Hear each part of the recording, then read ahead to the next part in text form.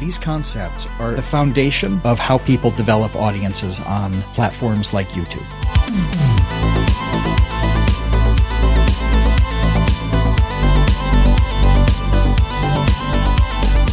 Is everyone even capable of performing the act of delayed gratification?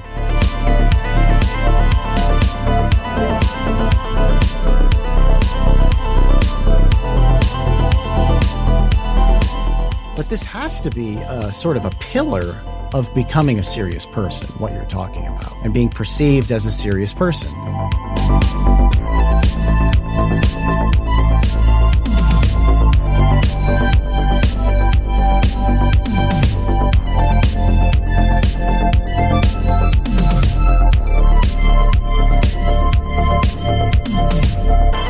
Seems to be this increasing mindset that you should only put effort into a thing if it's something that's absolutely going to pay. This is not just wrong, but completely destructive.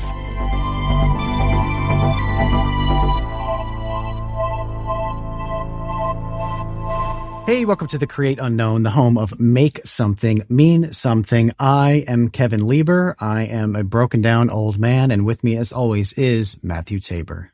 I think our health is zero sum with these kinds of things. Like you were at your most spry, I think, when I was the broken down old man, and I'm feeling a bit better.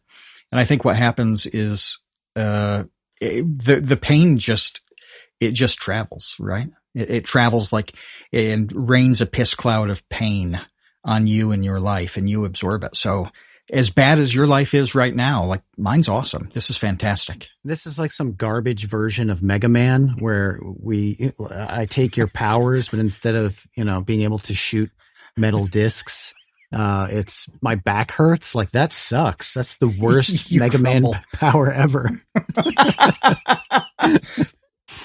Yeah, no, I did. I fell for the first time in years. I tripped and fell over a snowplow.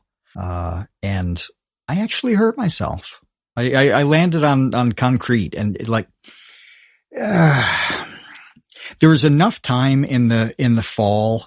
It was one of those slow, like a tree gently falling kind of things where I realized that I couldn't recover it. And I just had to brace myself. It felt like it was like a 5-minute affair in that 1 second that it happened. But it wasn't great. It wasn't great. But I'm back to feeling good. I feel great. Life is good for me. It's terrible for you. So we just average out to 5 out of 10. Yeah. Between us, one of us is not in constant pain and the other one is. So yeah, that's sort of where we're at with this podcast. But, so a lot of the time when we record, I feel like it's either I have something I've noticed that I want to talk to you about, or you have some sort of Andy Rooney-esque, like eyebrow shaking or rant to go on. And this is one of those. Like this week is one of those. Matt Tabor, you know what grinds my gears? That's what it is. That's what I was, that's what I was trying to think of. What really grinds my gears? When you said Andy Rooney, I was like, oh God, how many people? They know even Family Guy. They know Family Guy making fun of that. Was Andy Rooney? Did they make fun of him on Family Guy? Well, I think that became a meme. Was like Peter Griffin doing, what grinds my gears. But I mean, that's just. Oh, that he was imitating Rooney. Then. I'm pretty sure it's just 60 Minutes. Andy Rooney's little rant that he used to do for like 40 years. Yeah, I actually didn't put that together. I didn't ever think that was kind of a spoof on Andy Rooney. Well, some of his stuff was stuffy and really annoying. Like it, because I watched it a lot. It was on after football, right? Like 60 Minutes came on. It was on CBS or something after the football broadcast, years ago. So, you keep that on, whatever. And so I saw more of those Andy Rooney rants than I probably should have. Occasionally he'd touch on something quite real. And I hope that we've done that today. I'm saying we because in case it fails, then it's a we project. If this is a successful, important topic, it's absolutely all mine. Yeah. So I get your back pain. I get half of your dud of a topic. Like, this is really great. It works out very well for me.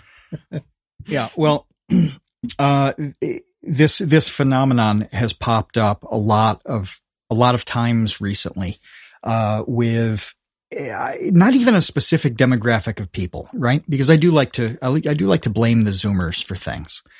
I like to, I'd say, oh yeah, too many Zoomers believe this completely wrong thing. No, a lot of people seem to believe this completely wrong thing. And it's completely understandable why they believe this. So that's what makes it interesting, that it's totally rational to be so wrong about such an important thing. People who've listened to this podcast for a long time have a sense of the long, winding roads that both Kevin and I have taken to now. Is that a fair way to describe our paths as non-linear? Well, not only that, but very separate winding roads. It's not like, we were on hand in hand, like Dorothy and the Scarecrow on the same yellow brick road that zigzagged all over the place. It was like, we were on opposite sides of Oz, trying to figure out how to find the wizard. Yeah. There seems to be this increasing mindset that you should only put effort into a thing if it is clearly the next step for you, the next right in front of you, straightforward step that you need to take, whether it's because it is a clear step in, the progression of your training or, development, whatever it is, or it's something that's absolutely going to pay. It's a job that's going to pay off. When this happens, when you get the okay, the official thumbs up on a thing, that's when you begin to put the work into it. This is absolutely not just wrong, but completely destructive. The reality is that, you have to be perpetually obsessed with kind of everything. And I'd say 95% of the time, whatever you put that effort into and obsess over goes absolutely nowhere. It doesn't result in a job or a gig. It doesn't result in some tangible or measurable boost. It seems like wasted effort. That's what makes it irrational, right? To think that, you should kind of pursue everything, even though it almost certainly will not pay off in a useful way. So it's completely understandable that you wouldn't do that. You wouldn't waste that time and waste that effort. Well, my argument is that, that's not the useful way to do it. That's the wrong way to do it, because over time, by obsessing over every kind of opportunity that comes up, every topic that comes up, you end up with a very broad base of knowledge and interests that you can draw on for the projects that do happen, for the jobs that happen, the relationships that happen, the places you find yourself in. So it pays off in this roundabout way that you can never really be sure when or how much. I don't know very many people who are satisfied and happy who don't operate this way. The ones who feel like they shouldn't have to put effort into something that doesn't have a clear payoff, they are perpetually miserable. Or they end up going nowhere and kind of wondering why they've been so limited. So my first question here is, am I making this up? Am I seeing more of this and reading into what people are saying too much? I'm okay with being wrong about this. Well, I don't think that you're wrong about it. And it depends also sort of what you think is going to come out of it. So there are a couple of things here. One is just being an interesting person who's happy with who they are, who's like satisfied with their life. I mean, that's something that you and I have also talked about on previous podcasts where, we look back on the things that we've done. And, even if there were some missteps along the way, it's not like one long list of regrets. It's like, oh, that was cool. I did that for a little while. That didn't work out. That's okay. It led to this. There is the progression doesn't make a whole lot of sense, but the culmination of it is something that, you're satisfied with.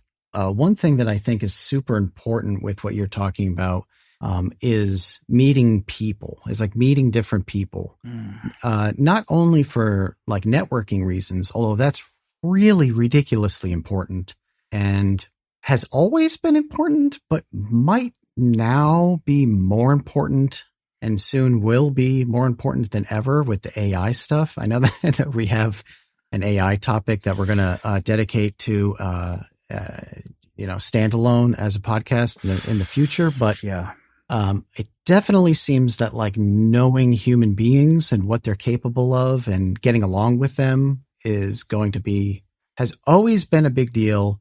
I mean, that's really what the benefit is of going to like an Ivy League an Ivy League school, an Ivy League cottage. Yeah. This is just something I'm going to Google. Like, by the way, when you hear a mistaken phrase, you should always Google it to see what somebody has done with the thing, because it's almost always fascinating. So it's not a formal term, generally refers to residential buildings that are in the style of collegiate Gothic. Interesting. There's a bit of Ivy League cottage collegiate Gothic on both sides of the river in Boston. See, this is interesting. This is what I'm talking about.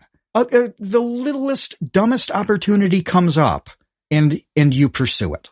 Anyway, I'll let you finish. Well, yeah. My point with that was like that's what the benefit of going to those schools was the networking, and that's how you get hired, and blah blah blah blah. But essentially, what you're talking about is putting yourself in situations where you're like, this is going to suck, but you do it anyway, and now all of a sudden you meet somebody who 6 years from now, you're like, oh, I know. This came up with us recently with a lawyer situation where like you had talked to this guy because you had a mutual interest in something. He just happened to be a lawyer. Oh, yeah. I just happened to need a lawyer. And you're like, hey, I know this guy.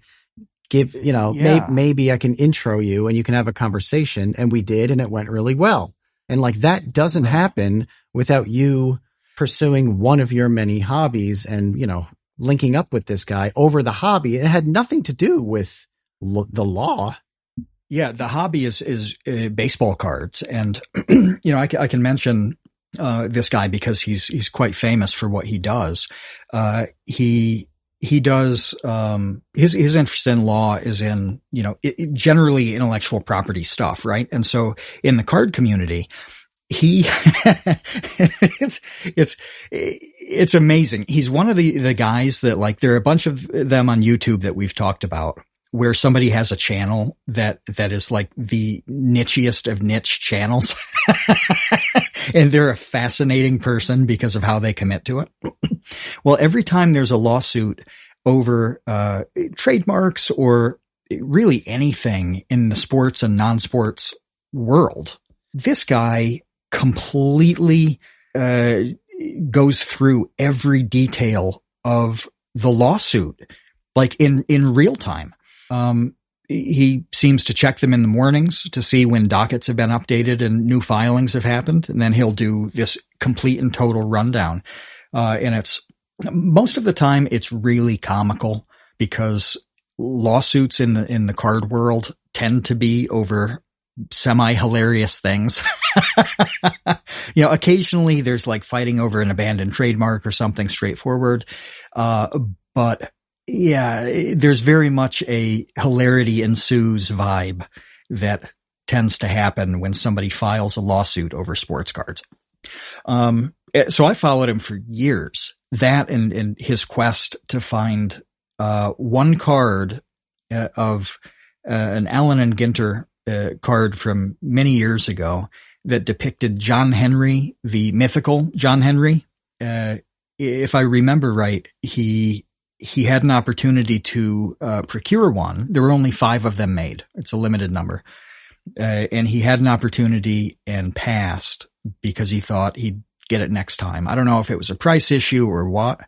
And there are only 5 of these. Like, they don't come up very much. So he had this years, like 10-year quest to acquire the John Henry card. And he finally got it. He finally got it this last summer. He found somebody who owned one and was willing to sell it. And it was amazing to see. This has nothing to do with his actual professional life, but because of following him and enjoying his content, when something came up that I knew was at least tangentially relevant to his actual work, it made it very easy to say, to connect him with somebody who needed it. Is that a measurably useful thing in my life? I don't know. Right now, it's really not. My life has not gotten better because, like, Kevin talked to a lawyer about some shit that has nothing to do with me. I don't care. But who knows? I was happy that 2 people, got happier in this situation. But that wouldn't have been possible at all if I hadn't, had an obsession over, over cards and seeing somebody, witness their obsession, which this guy going over these filings is absolutely a healthy obsession. But I was just witnessing him, like, enjoy his weird niche obsession, right? And that's exactly the type of person that I want to work with and I want to know. I mean, flat out. And I said that, I was talking to someone about the phone call that I had with this guy. And I was like, it went really, really well. I was looking at his Twitter. He's completely obsessed with what you were talking about, where he's just like analyzing lawsuits about like Bugs Bunny trading cards or whatever it is. And I'm like, this is exactly who I want to know. Like, you are at the top of my list of people to be friends with, because not because I care at all about trading card lawsuits. I don't. Right. I have 0% interest in that. But the fact that this person is so interested in that is fascinating to me, just vicariously. It's good. It's amazing to see someone who has like that strong of an interest and like depth of knowledge about something so particular. Like, that's a wonderful thing. And like I said, those are the people that you want to know, just in general. So what signals does a person who obsesses over a topic send to anybody who could be in the sphere, close or far away? Like, what do you see when you see a person who dives deep? Like, what does that tell you about them? Well, it tells you that they have some level of discipline. Like, first of all, because you have to have discipline in order to, sit there and read through lawsuits and think about them and post about them. You're not, getting hyper distracted every 2 seconds, or else you're not going to be able to, have that interest and sustain it. So there's that. There's also like the obvious ability for this person to analyze complexity, which is not something that everybody is able to do. I mean, certainly not well. It's like there's like a tiny fraction of people who pretend to be able to analyze things. Okay. And then there's like a much, much, much, much tinier percentage of those people who do it with like any semblance of competency that's like worth observing, even as a third party. So that right there, all of a sudden, sets someone apart, where it's like, oh, they're able to think deeply about a subject with discipline and patience and some level of, what you would say, like stick-to-itiveness. It's not like they become obsessed with it for 10 minutes and then they're on to the next shiny thing. It's like, no, like, I'm really interested in this. And because I am continually interested in this, I have years of knowledge, built up about this in my brain, which makes their analysis that much more interesting when they could say, oh yeah, like 7 years ago, this thing popped.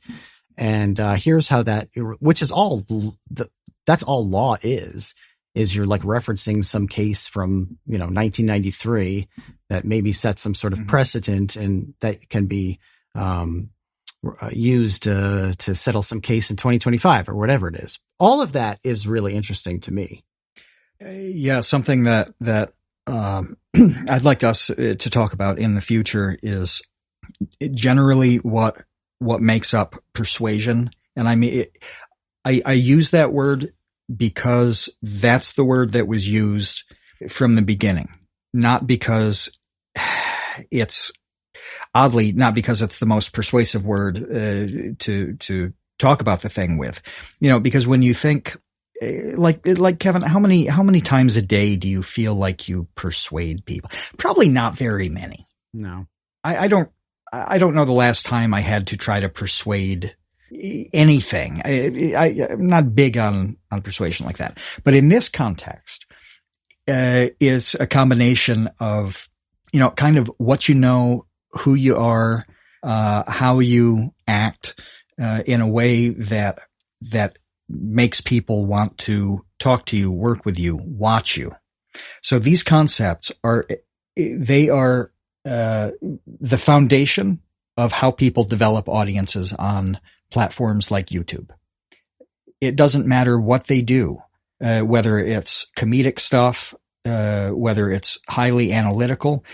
There's an interplay of these three forces that essentially persuade somebody to give them their time. And obsessing over, it doesn't even have to be obsessing. It can just be, pursuing the interest, like gaining knowledge about the thing, being serious about it. That helps on the ethos side of this persuasion model, right? Where it tells people all the things that you just described, Kevin. You were able to look at a guy and be persuaded into thinking he's somebody who is competent and can help you because he's done all of this signaling of important qualities through a totally irrelevant thing. Well, the funny part is, this situation is exactly why I believe it's so important. Because let's say this works out. I have no idea if you're going to work with him in the future. I don't know if he's going to make a buck off you. I don't know. But this whole thing led to a professional opportunity for him as a lawyer, because that's how it works. That's how it works. He did something that did not have a clear payoff professionally that quite likely will pay off professionally for him. And gain him a client. Yeah. That's how it works. This is, there seems to be a growing mentality that you shouldn't have to do that. You shouldn't have to, put the effort in unless you are guaranteed some kind of result. Well, which do you think would work better for a lawyer? Showing, or anybody with services.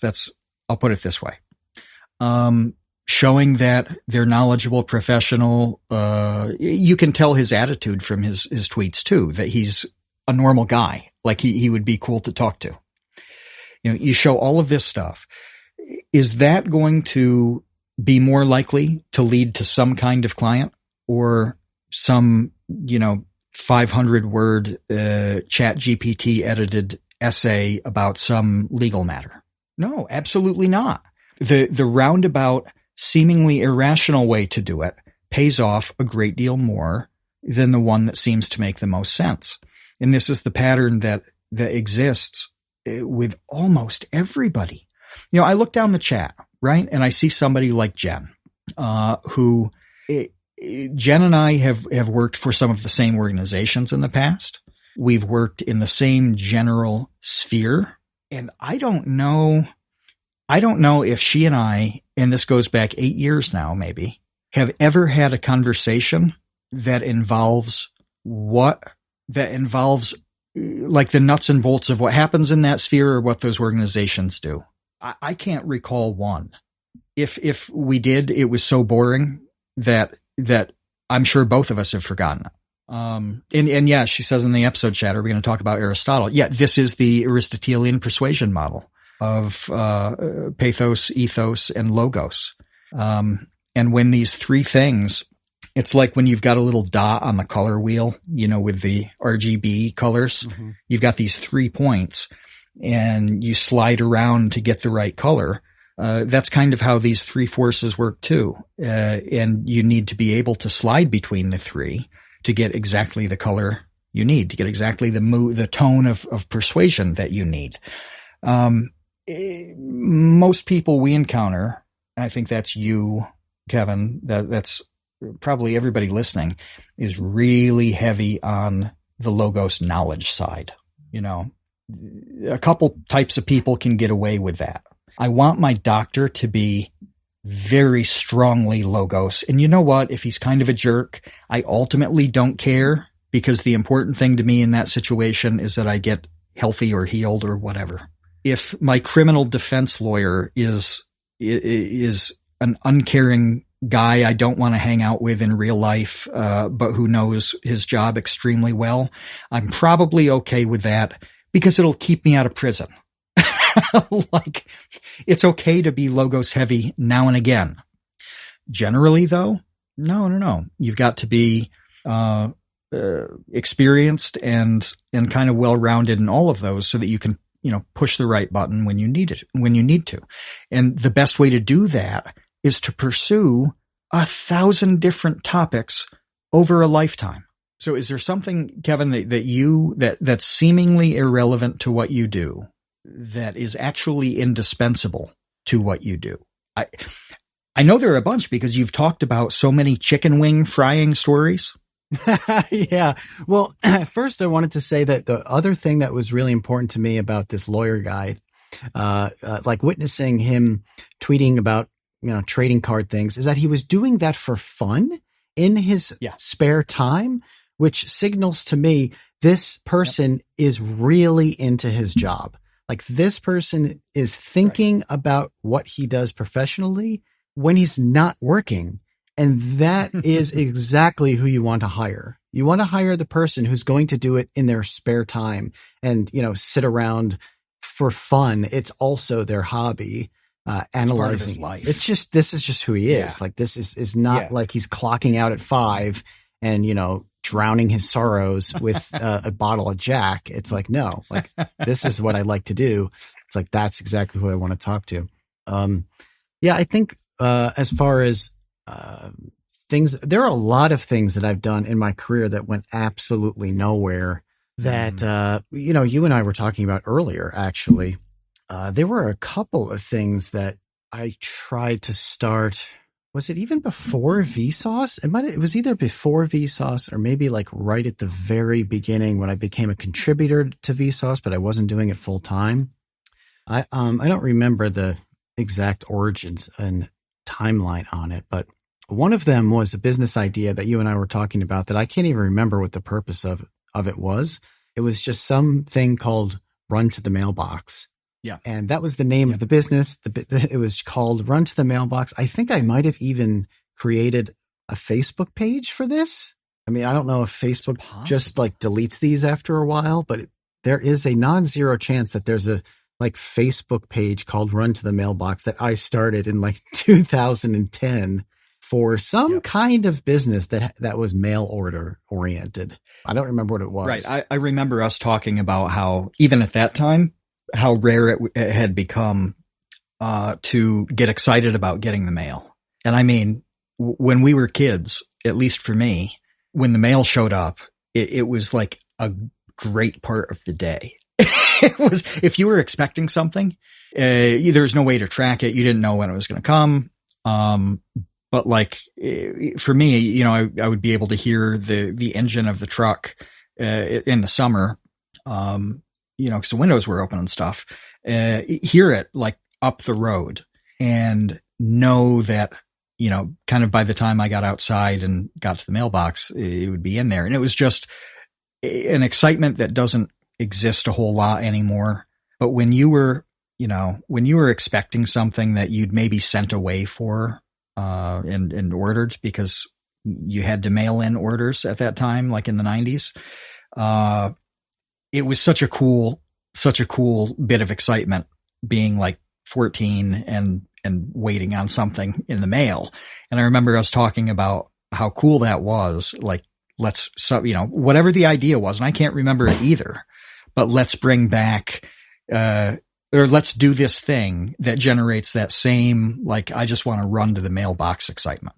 Yeah. To get your, 12 cassettes for 9 cents from Columbia House or whatever it was in the 90s. But then, whatever, 7 years later, we end up doing the Curiosity Box, which basically is a business that is, run to the mailbox. It's a subscription box service. And when I was working on whatever run to the mailbox was, there, subscription boxes were not a thing. That hadn't even existed. That hadn't been invented. No, it was before. What was the one that was like Geek Fuel? Was that a box? Loot Crate. No, Geek Fuel's the drink. Loot Crate. That's it. Loot Crate was really popular in the beginning. Yeah. Yeah, this was before that. 2015 or something like that. Yeah, this was several years before. But thinking back on it, and the funny thing is when I mentioned this before we started recording, Kevin, you'd completely forgotten about it. Yeah. Yep. The person whose life day to day is, taking part in running the Run to the Mailbox Business 2025 science, math, nerd things, amazing, whatever, had no recollection of having effectively spent 15 years thinking about exactly this thing. This is kind of how it works, right? It's murky and it's winding. But do you come into that project with, if not the knowledge of what it would like to be the customer in that scenario? That's something that you knew very well because that was the basis of that idea, was what it was like to be the person receiving the mail. And that turns into like, okay, what would we then put in a box to make somebody excited to get it? Mm-hmm. If you hadn't put all that thought in, does Curiosity Box have you as an asset? Does it kick off the same way? Probably not. And you probably wouldn't have been nearly as motivated and excited to do the Curiosity Box when that opportunity came up. Yeah. And that's an example of a thing that ended up working out. An example of a thing that didn't end up working out was when we came up with the idea of what essentially is like all Twitch is now, which it was like reacting to movies. We had this idea where we were going to watch movies. We were going to like live stream watching a movie together, and then get a bunch of people to do it at the same time. So, right. But this was before people were doing that on Twitch. I'm sure that existed. Maybe it was during the Justin TV era. I don't really remember. But now and this would have been 15 years ago as well. Absolutely. Yeah. It was about 15 years ago. And, that didn't end up going anywhere for me or for you, but it certainly ended up being a multi-million-dollar industry for a whole lot of other people. And if we had like seriously pursued it at that time, then, we would have been in on the ground floor of doing that. Yeah. I don't know if we would have been any good at it because we didn't have really any experience with being that type of personality on video. You know what I mean? Like you did. I certainly didn't. Right. So it would have worked out for you. And I would have been assistant to the regional janitor of Liber Video, which I basically eventually became anyway. But I mean, as you're describing this and how it didn't lead to anything and didn't work out, don't you think that is like the precursor to this podcast? I mean, effectively it is. Yeah. Yeah. Effectively it is. Yeah. It'd be like a sister project to it, but yeah, certainly related. Yeah. You never quite know how things are going to develop. There are a lot of different types of this phenomenon, right? And like some of them are like the soft skills that develop. When I was like 16, I worked for a guy who had a really fantastic canoe collection. He was one of the foremost authorities on canoes in the world. And he had a canoe that had copper tacks in it. Okay. These were probably less than a centimeter. So I'd say they were probably quarter inch heads on the tack, maybe smaller. And they needed to be polished on this one incredible canoe. I can't remember if you've already told this story on the podcast or you just told me, where you are like, I can't either, sanding these like 10 million little things every day for a whole summer. It was 4,000 to 5,000. And it was actually in the winter and in early spring, because I was in, kind of a workshop that was heated by like a potbelly stove, wood stove. So I had to start the stove to warm up the shop enough, because you needed to be able to use your fingers in a detailed kind of way to do this. And went from, sanding by hand in this tiny, tiny little way to eventually developing a system that used, jewelry polishing tools. Because when you think about it, like that's precision, like that's precision metal polishing. But the point of this is that, did I develop a sense of patience, and that monotonous things can kind of pay off in the end and be worth it, when you see the result from one by one individually polishing probably 4,500 copper tack heads? Yes, I did. And that soft skill has been tremendously useful in the, I don't know what, nearly 30 years since, 25 plus years since. So it can pay off that way, or it can be, something that comes up again, the way your proto subscription box idea turned in not just to something real, but something that is a hugely important part of your life and work now. Here's my issue. I have a big issue with this whole topic, and it's this. Okay. Embracing myself. Is everyone even capable of performing the act of delayed gratification? Because that's what this is.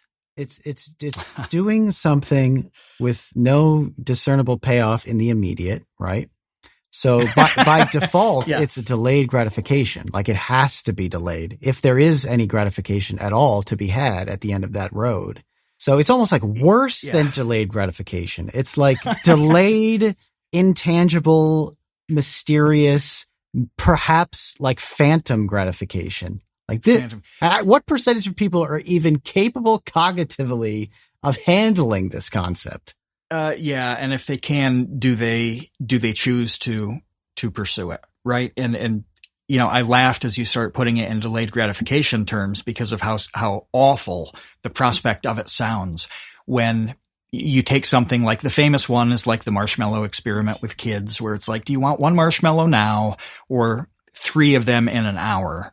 To see if a child can process delayed gratification, or if they value getting 3 in the hour, right?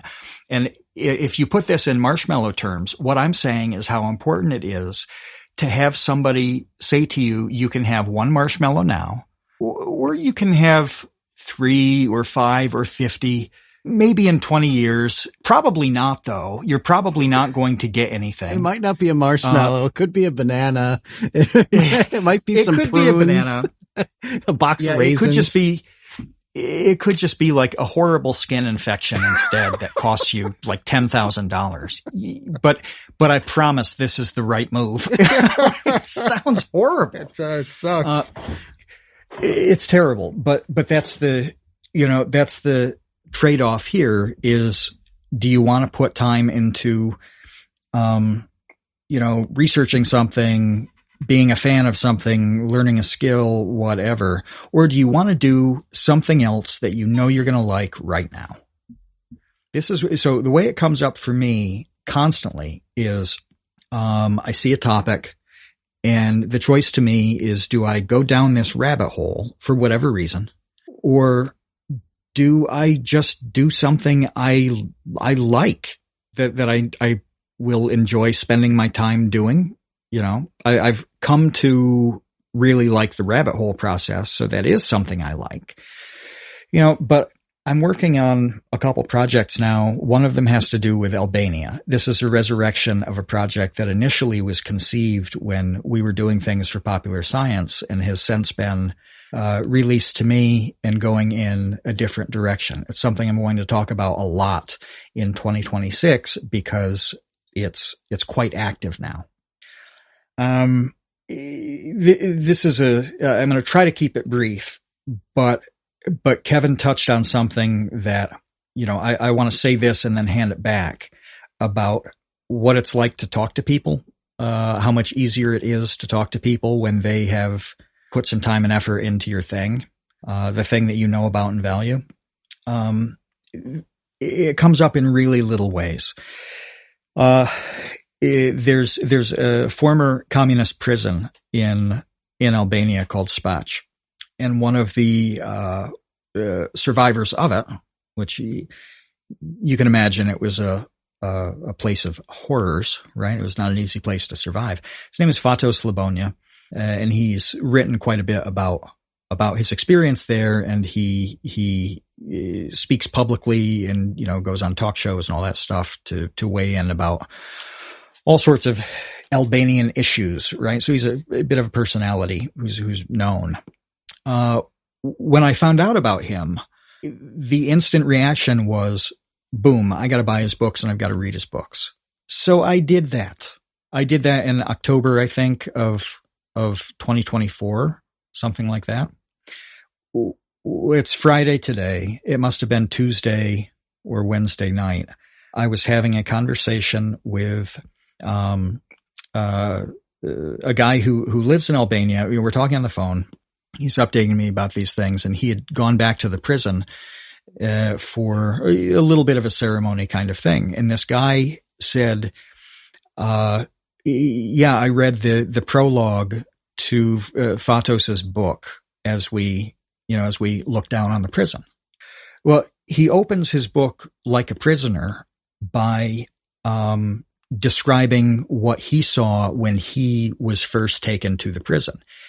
And as you walk in, you're higher up, right? There's, I'll say courtyard, even though it's not, that you'd look down on. And he said these prisoners were just sort of aimlessly walking around. And he had, before being arrested, watched a nature show about animals in zoos in captivity and how they behaved. And he talked about the different animals kind of just walking around their enclosures with the 1,000-yard stare, not knowing what to do. The implication here is that this prison had turned masses of men into having that same mentality. That's harrowing, right? But when this guy Thomas, who's a wonderful guy, shockingly knowledgeable, he's telling you, yeah, I read the first chapter of Fatos's book, this thing. I was able to say, oh, you mean describing all of the prisoners milling around in this strange pattern with no purpose and nothing to do and whatever. You say, oh yeah, that's the one, and it spurred the conversation, further. And it showed, I hope it showed to him. I mean, he does know this by now, but like, that's that, baseball card lawyer moment where it says to somebody, oh, this is somebody who is interested enough to have read that book and to know they're serious about this topic. That's a good signal to send out to somebody. One little tidbit where it happened again, Thomas and a woman named Iris made a film that is excellent. It's Albanian language and a bit older, but it's on Amazon Prime. It's outstanding. In the film, there's a cafe owner, and a man comes in to the cafe every morning, an older man, and he doesn't have any friends. He doesn't appear to know anybody, whatever. And the cafe owner does not like him. right? And at one point insults him by saying that he's a general of a dead army. This sounds like a really odd thing to say. It's an odd phrase. It isn't clear what it means at all. But General of a Dead Army is a book by Kadare, who's probably Albania's most famous novelist. And it's about a man who comes 20 years after World War II to try to locate remains of soldiers in Albania. The title of this book is General of the Dead Army. Well, if you know that, then you appreciate why this character says this highly specific thing at that time. And it actually gives you some information and foreshadowing about who that old man is and why he's in there every day. When I met Iris, we were talking about the film. I said, I watched it and I liked all of these things about it. And I mentioned that piece. I said, well, it must have been like how does somebody judging, say, an international film festival who almost certainly doesn't know Kadare or his books or anything about Albania, how do they appreciate how good that line of dialogue is? Of course they missed it. There's no expectation that they could know it. It made for a really good conversation because it said to her, I've watched your movie. I appreciated your movie and I've thought about your movie. I hope that resonated in a positive way for her. I have no idea. But these two scenarios came from a topic coming up and then saying, okay, I need to read the books. I need to watch the movies. I need to understand the work of, people I'm meeting or names that I encounter when I'm reading, whether it's a Kadare who, I'm never going to meet. He's somewhat recently dead. Or I see a name come up, over and over again. It's like, whatever. Okay. What am I doing tonight? I'm buying a book on Kindle and I'm spending 3-4 hours reading that book and it may not pay off ever. I know I said I'd be brief, but I'm not going to be. I thought of one more thing that I just thought of. I hope I can get through it cleanly. There was a point when my mother was in the hospital where she had a doctor. For a doctor, youngish woman, who had just been assigned. The shift, like the roles change week from week, right? She just come in, and I looked at her name tag, and it was obvious to me that she was Albanian from her name. And there was a sort of procedure that was one of those things that you want to be distracted from, right? But that the doctor had to wait for to be done because the nurses were doing it. And so I had to help my mom through this kind of procedure. And I did that by talking to the doctor about Albania and what it was like, being there, being in Tirana. She'd gone to medical school in Tirana, which was, we had this connection, to be able to spend 5 minutes in useful conversation. That softened a really difficult situation in miniature procedure. Did I go to Albania a year and a half or a year prior or whatever to have it pay off in that scenario? No, I didn't think that scenario would ever come up in my life, but it did. But this is one project that I completely obsessed over and still obsess over. And I've just given 3 examples that range from knowing literature stuff in a conversation and having that be good for a relationship to having a good day filming. The woman Iris was translating an interview that is a very important one. It made that day great. And the general experience there made a terrible situation a lot better. How do you know? you don't know. You're never going to know. So I have a few things to respond on.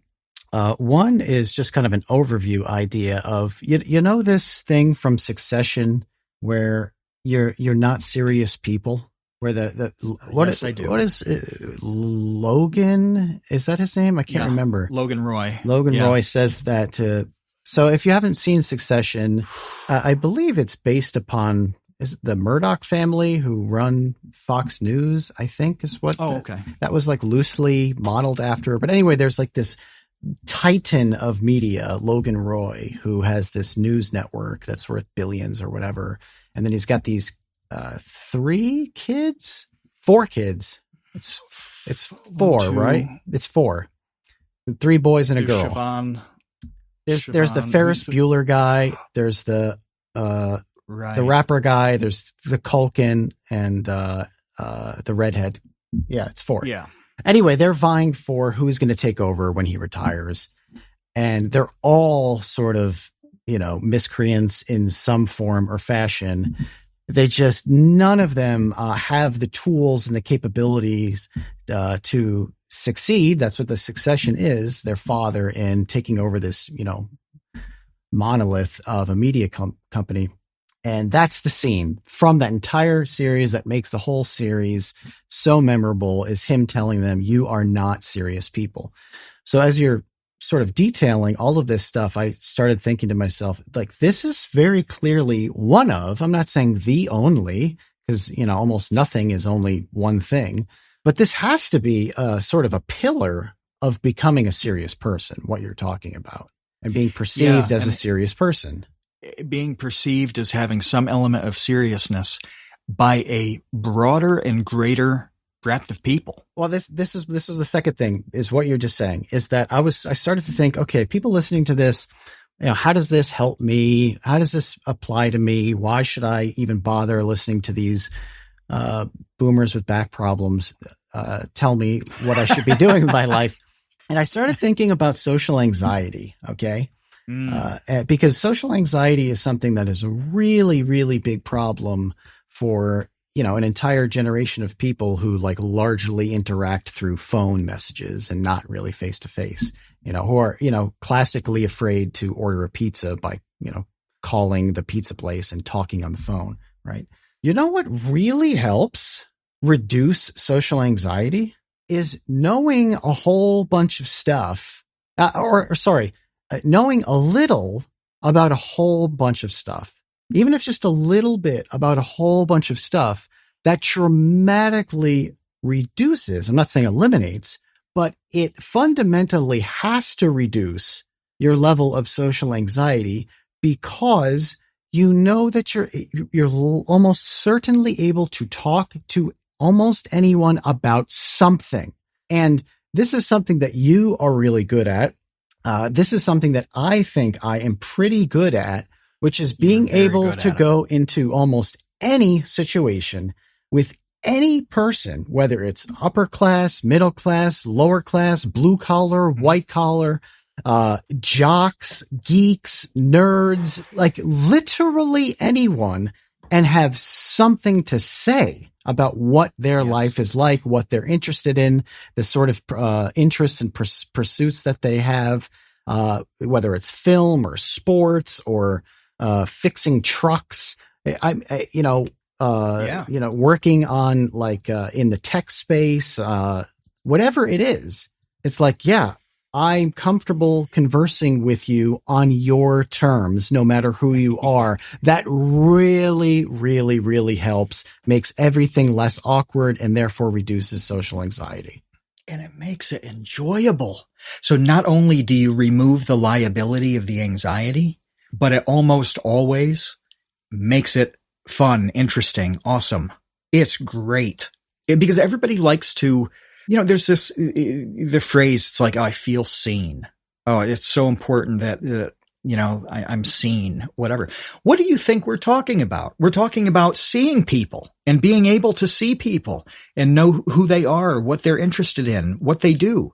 And when you encounter them, you know enough to ask them all sorts of questions and set the stage for them to talk about the thing that they love or who they are or what they've done.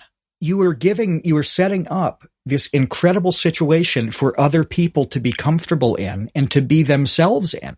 So the way I've talked about this, as we've discussed the topic, is almost exclusively in the me part, the I part, the you being, like person A in the situation. The reality is how much better it makes it for person B. And this is why,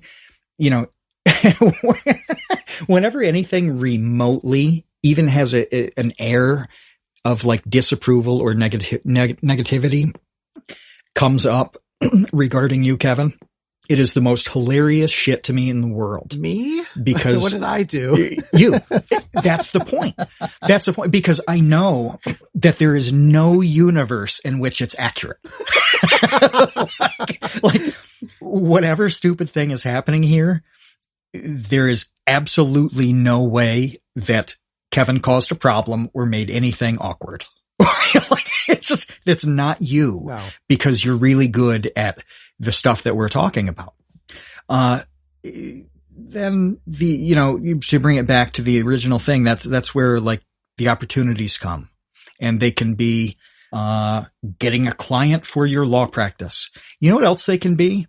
They can be getting a date and then having a successful date because the date likes talking to you, and then having a second and a third one, and then a relationship because you're somebody who is likable and they appreciate you having an interest in their life as well. Pretty much all relationships work off this same principle, right? And the more prepared you are to have successful relationships in many different areas, well, yeah, it boosts your odds tremendously. And you only get that by having this really large body of work, this large body of stuff that you have encountered and have some kind of experience with. If you limit that to, I am going to study this topic so I can get a job in that field and make X amount of money, you are never going to develop that broad-based social presence. And everything works off that broad-based social presence. You're never going to lessen that personal anxiety, which I have been in, not so much anymore because I have a bit more experience, but back in the day, I would choose places to go to based on a website called Pint Price. There were three factors, actually. One obviously is the cost of the ticket and staying there. That's the big one. That's a big one. But the two things that will tell you how much you're going to spend when you are in a place are the price of a beer and the price of cheese. Cheese specifically? Really? Cheese. I'm sure there are more markers than just cheese, but cheese is 100%. It's perfect. So why would I need to look at something else? But how much is cheese and how much is a beer in a grocery store or a bar? Well, with the beer thing, you look at a place like, I'm going to throw a bone to Kep here because he's in a Nordic country.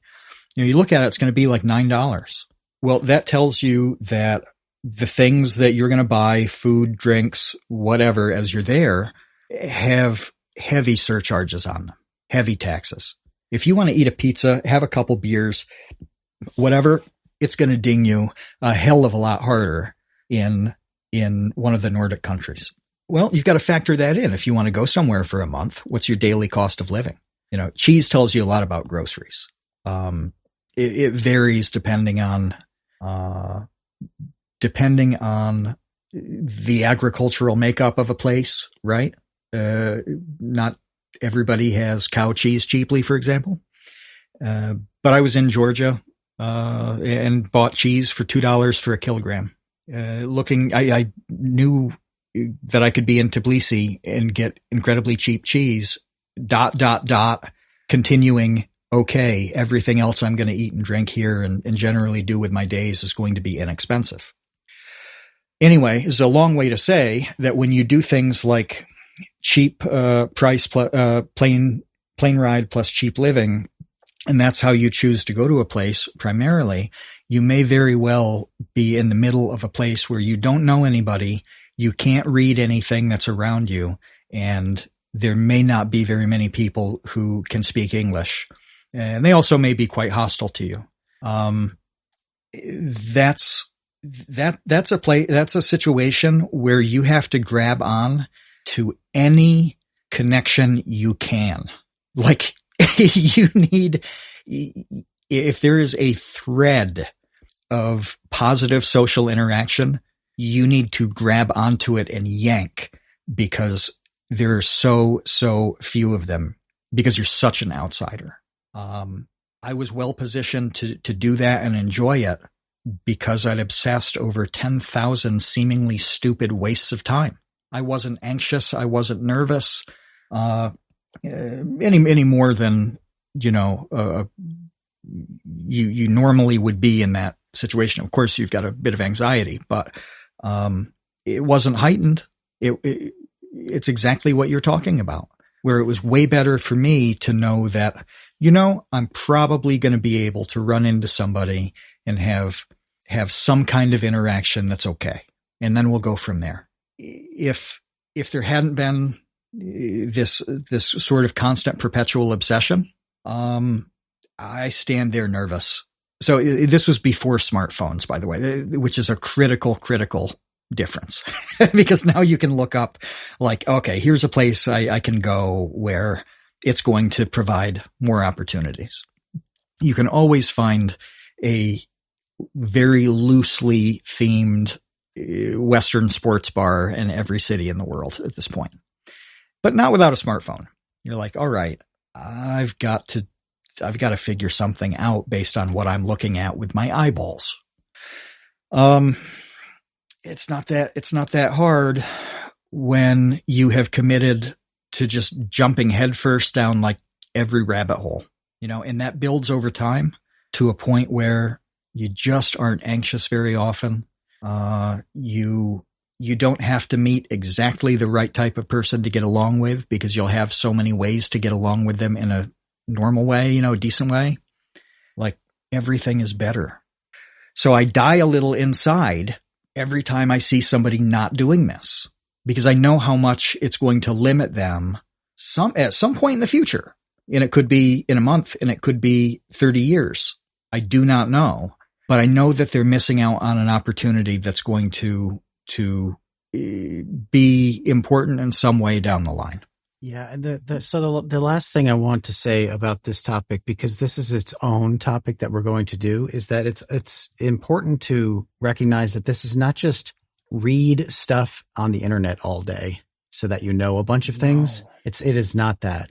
It is experience things, because that is extremely, extremely different than reading about a thing. Doing a thing, experiencing a thing is absolutely not at all the same as reading about it or watching a video on it, for instance. And we might even have two, because I think I have my own episode rant about this, and I know that you have your own episode rant about this. But I wanted to put a pin in that to make sure in this recording that was clarified. Yeah. Because, I came up with this Goon Cave philosopher idea before we started recording. And James from the Patreon actually registered Goon Cave philosopher on YouTube. So maybe this will be his, the start of his beautiful, bright YouTube career. But that was the moniker that I came up with when we were talking about this idea of somebody just sitting in their goon cave all day, pontificating about how the world should be and how everyone else should act, and the way that they should think about things rather than the way that they're doing it currently. But meanwhile, they haven't left the goon cave in 21 years. So that's not really who you want to be. No. And I want to reinforce that these are not esoteric topics. These are not like philosophical, how do we go about life topics. This is actually the stuff that makes whatever you're doing creatively or professionally matter. Understanding these things and applying that understanding is what makes your work resonate. It's what makes you easy to work with, fun to work with, get the job in the first place. Write a single line that resonates really hard. And Kevin, you mentioning that Logan Roy line, there are a handful, probably 5 lines that I think are absolutely perfect and just hit like a truck in television. And that's one of them. Distilling a very complex situation into the most searing, biting criticism of these rotten kids, saying you are not serious people. And the way it was delivered was perfect. That added to it. But the line itself is perfection. Another one that has become, a meme that you see all the time, is Don Draper saying, "I don't think about you at all." Yeah. Oh, yeah. And so doing good. That, it is perfection. It's perfection to have him deliver it in that the subtext is why would I? What kind of person would think about you in my position? So much is happening in that single line, and you can't write lines like that when you don't know the things that we're talking about. So this has been the strength of so many Vsauce 2 videos, where the conclusion, and that's something that Kevin and I, we do this. How much time percentage wise do you think is spent on the conclusion on a video compared to like writing the whole script and dealing with the whole video? I would say writing the script and dealing with the whole video be 70%, and then the intro and the outro are 30%, even those are like 1% of the script. Yeah, I was going to say a third. So that matches up perfectly. And that's by far the most collaborative part. The conclusion is, I will say that Kevin is masterful on intros, and I sit down and listen on intros. I learned to do that. On the conclusions, we've been really collaborative with that, where we put together, the different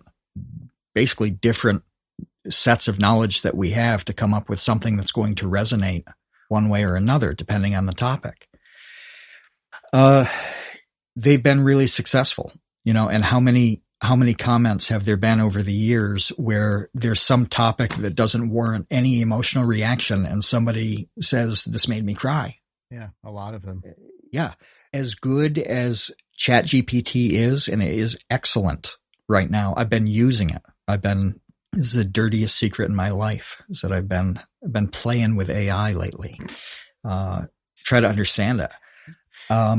It is excellent at many, many things, but it can't do this. It can't do any of the stuff that we've talked about today. There's one way to get it. And it's that perpetual curiosity, perpetual obsession. And the best part about it is that no two outcomes are alike. And I don't think that AI will ever in a meaningful way be able to replicate it, because there are too many variables, right? There are too many variables in what your combination of stuff in life ends up being. It cannot be replicated. Not exactly. So if you do this, you will be unique and uniquely valuable at a time when, man, your stock is dropping. Your stock as a creator is about to be in the shitter. It's harder to stand out by the day because of how quickly your skills are being replaced and replicated. And this is the one thing that AI cannot take. So if you don't take advantage of that, if you blow this opportunity, you are blowing everything. No more on that, because that'll be its own episode with the AI stuff. So I'm going to stick a pin in that AI stuff and not respond at all to your tempting prodding. Trying to bait you. I know you are baiting me. But all right. That's good. That's good. I think it's good. It's, generally speaking, do a whole bunch of stuff, even if the payoff is invisible and extremely unlikely. Yeah, do it all. Thank you to all of our patrons for hanging out with us. If you want to become a patron, go to patreon.com/thecreateunknown. And until next time, we will see you, Space Cowboys. Thanks for listening to The Create Unknown. We make this show with the support of our patrons. 100% of that goes directly to keeping episodes going every week. And the recent support has been amazing. Sidpoke, NRM, Venture Addicts, Weezer Good, you all really do make this show happen. Thank you to the Tots and the Dumpster crew, old and new, who save tiny little lives every month. And thank you to our grizzled, battle-hardened child infantry. Clemente de los Santos, Dan the Latch, Demetrius Andrews, Erica, Ferry-kun, Jen Mafasanti, Kevin Menard, Mikhail Steinke, Monahim, Natsu, Penny Piddler, Ryan Steer, Ryan Kinder, Samuel Manser, Sean S., Sean Malone, and Tom Bidiover. And a tremendous shout-out to our elite baby gang commanders. Atrocious Scuff, Kat, Dojangles, Graham Robertson, James Gallagher, Jeff Davis, Orange Vanilla Coke, Patrick Pister, TCU's personal pilot, Andy, Ryan Carroll, Baseweight, Vintos, Yeetus Deletus, Jonas Walter, Nathan Robinson, and of course, Trev Stead. You are the elite. Thank you as well to our indentured servants, producer, editor Ben Webster, Minecraft mogul Laterman, Discord kitten wrangler Conrad, and producer emeritus Dan Yoshua. Thanks to Baseweight for use of Created in the Unknown for the opening theme. Thanks to Electro Voice for giving us mics to sound good on top of it, and thanks to Main Gear for powering all our PC endeavors. The Create Unknown is an Unknown Media production in partnership with Studio 71.